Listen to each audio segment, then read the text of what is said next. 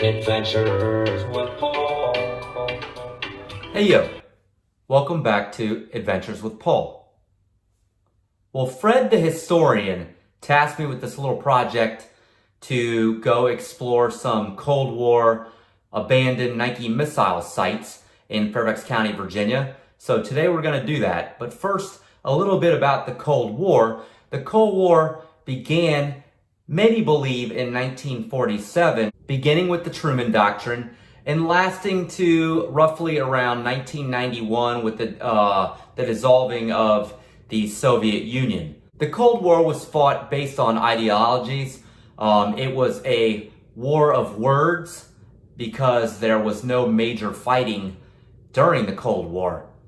But it left a lot of people in fear, and as a result, we have some of these Nike missile sites. So let's go check those out. I'm ready to go. Are you guys coming with me? So let's go. All right, guys. I don't know what, if anything, we are going to see over at this Nike missile site, but let's go take a look and see if there's anything left.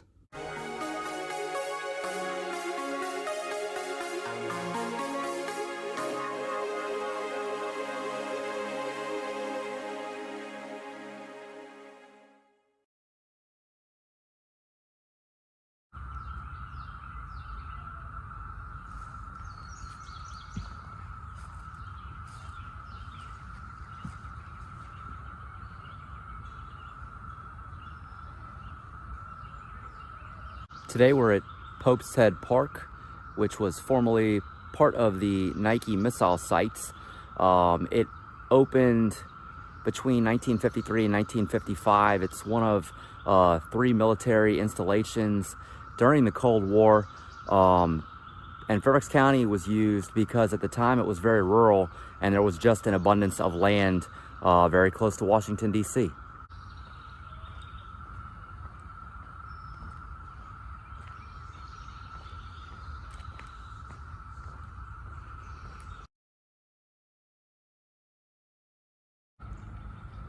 You can see that they have turned a lot of this into a park, but it is still very wooded. I'm gonna bring you 360. And I've heard that there is a little bit left from the missile site, but I'm not entirely sure what direction any of that is. And you can see that it's very overgrown this time of year, almost summer. In doing some research, it sounds like they were trying to create a ring around Washington, D.C. to protect from Russian missiles at the time. And their range was pretty limited for the missiles, but that they would have been able to protect the city out to the Atlantic Ocean. But other stuff I found was that they did not actually have any missiles at this site. So maybe it was just in the plans and that they could have had missiles ready if they needed, but I'm not entirely sure. It was named Nike after the Greek goddess of victory, and by some it has later been dubbed Nike Ajax. You can see it is super overgrown. If I knew where it was, I could potentially get back there, but like, you're not really gonna get back there. It's super dense. You can see I was able to get back up into this wooded area. It's challenging. Not private property, but it's super hard. Like you can see all around. It's not easy comings, easy and goings, whatever you want to call it.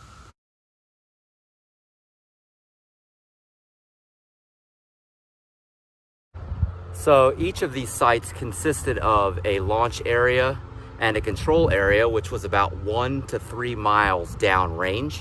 The Fairfax site off Pope's Head Road was one of the smaller of the sites that were planned. The missiles themselves were all about 20 to 35 feet in length, and the sites themselves were decommissioned in 1963, so they lasted about 10 years. And I believe that these parks were all created in the early 1970s. So they've all been, you know, gone for quite some time now. Back in the Xterra, guys. We're gonna see if later in the day we can get you to another one of these sites where we can actually see something.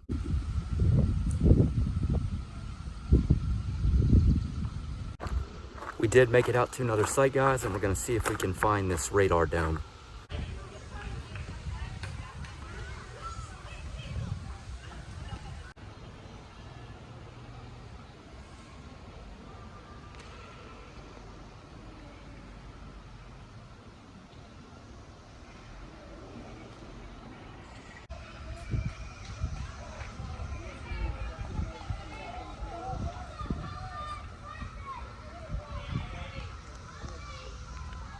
It appears that this is all that remains of the Great Falls launch site. You can hear baseball in the background. This opened, or construction began in 1954, and construction ended in 1955 at this launch site. Missiles from this launch site were 34 feet in length, weighed 2,400 pounds, and had a distance of 25 miles that they could be fired. And they reached a speed of Mach 2.3. They think this might have been from the Fire Control Center, but you know, everything is pretty inconclusive. Let's take you down there and you'll be able to see what it looks like. Looks like it's concrete, but it's actually just fiberglass panels. You can hear my echo in here. Let's go get you home. Hey guys, welcome back to the test kitchen.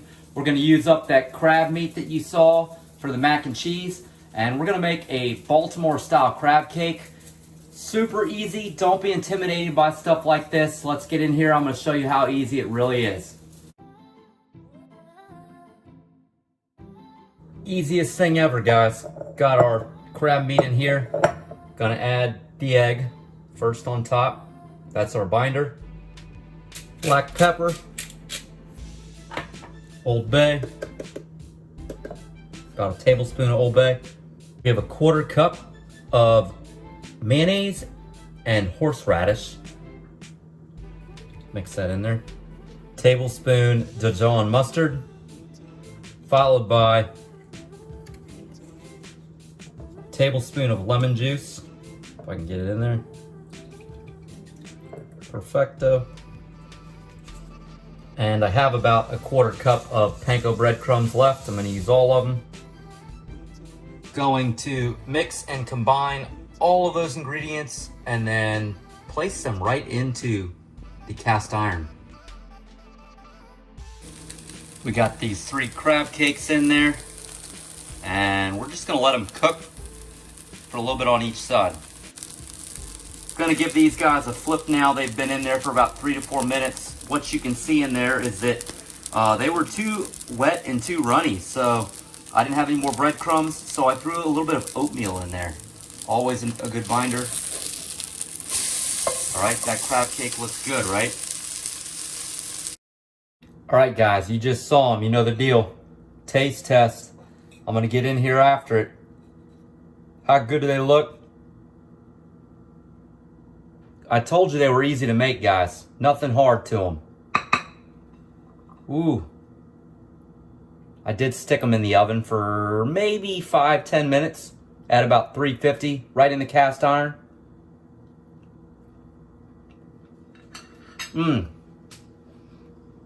Right off the bat, I got that bite of that horseradish with that crab meat. Under the sea. Oh, down where it's wetter, down where it's better. Take it from me. Hey guys, welcome back. Well, what did you think of the 2 Nike missile sites that we toured today?